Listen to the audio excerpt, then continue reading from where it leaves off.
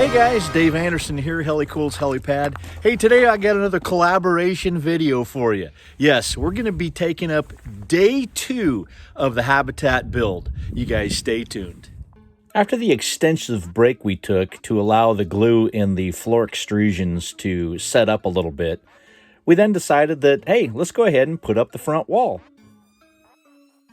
Of course, we had to peel back some of the protective plastic so that we could get it into the extrusion, no problem. But leaving the plastic on there helped prevent any scratches that could incur. And then again, we did dry fit everything to make sure that it was going to fit perfectly and exactly where it needed to be. So, this process, this is why it takes a while, to get it right and to get it perfect. Dry fit everything, just like a mock-up.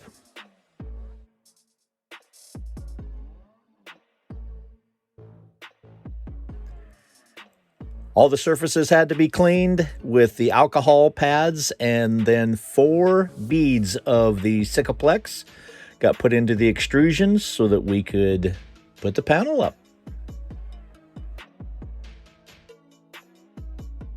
The panels fit in the extrusions like a glove, and it was just like an old-fashioned barn raising, except, well, this was just awesomeness and new age technology, and we didn't have to do as much work as the old Amish did.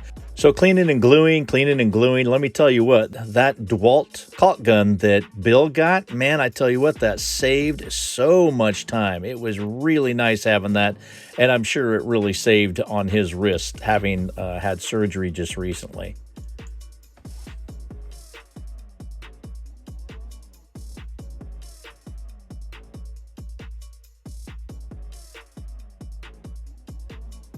These little prefabricated corners really came in handy. They not only had 2 slots at the bottom where you could attach vice grips, but it kept everything very square, and it's easy to make. Just get a sheet of plywood, cut it in half, and then rip each one down at a diagonal in the halves, and then put the slots in. You're good to go.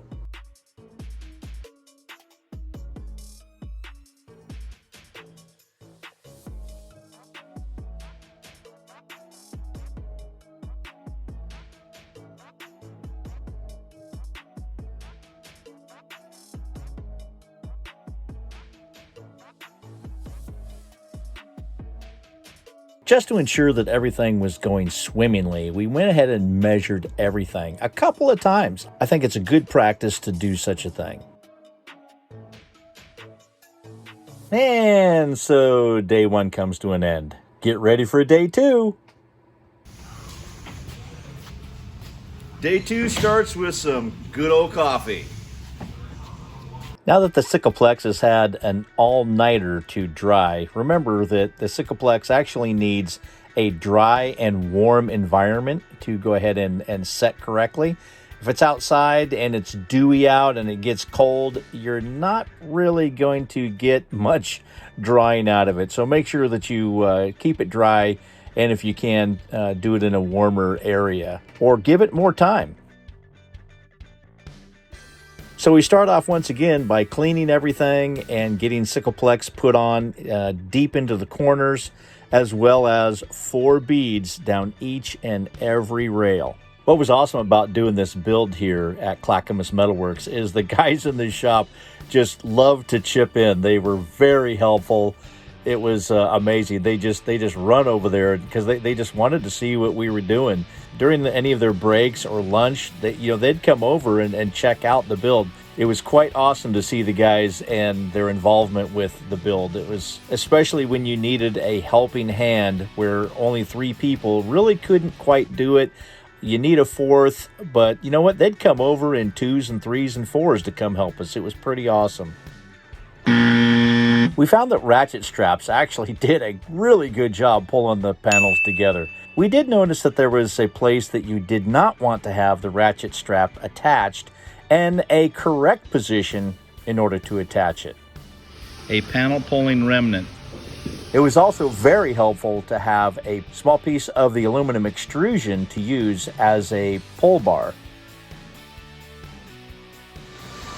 Make sure that it is square and allow it to dry.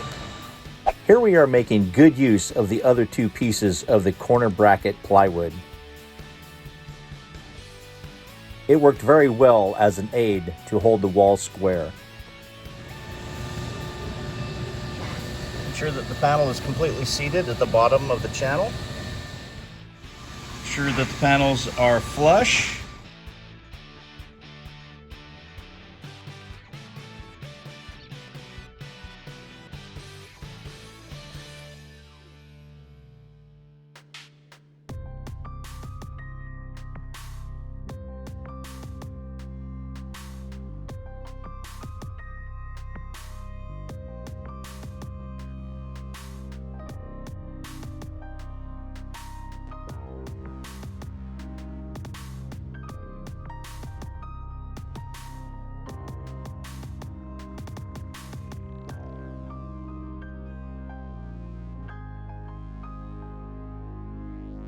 Once again, the ratchet straps came in very handy, as well as that small piece of aluminum extrusion.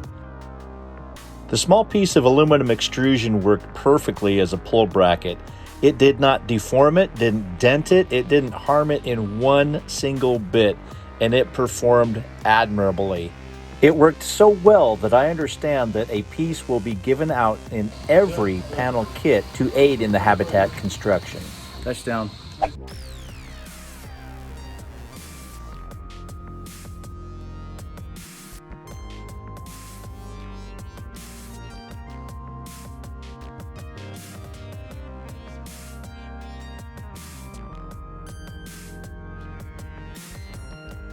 We're going to measure the front distance and then use these spreader bars to actually copy that distance so we can keep these nice and straight up and down.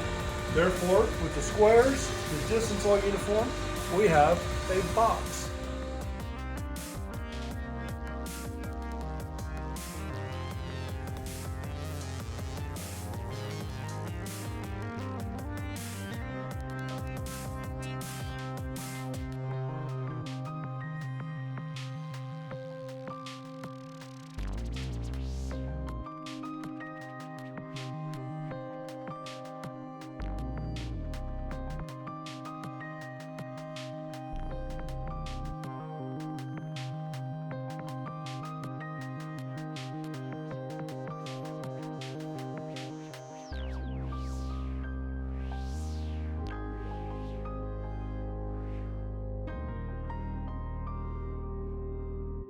To aid in the micro adjustments of the 2x4 brackets, these little shims that resemble wooden door shims that are often used in construction really came in handy. What are you saying, Bill? It's only 10 a.m. and day 2 is complete? Day 2 is complete. Double check all the dimensions and wait.